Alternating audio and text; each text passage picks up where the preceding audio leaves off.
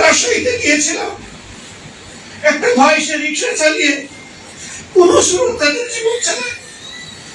ওই সময় সে যুবক মানুষ নিজেকে ধরে রাখতে পারে নাই, রিক্সা গাড়িতে ফেলে এক কলসি পানি নিয়ে একটা গ্লাস হাতে নিয়ে দৌড়ে গেছে। যারা এই কঠিন রোদের মধ্যে কষ্ট করতেছে তাদেরকে একটু পানি তুলে দেবে। পানি খাওয়া শেষ, কলসি একদিকে রেখে সেও লেগে গেছে ওদেরকে সাহায্য করতে।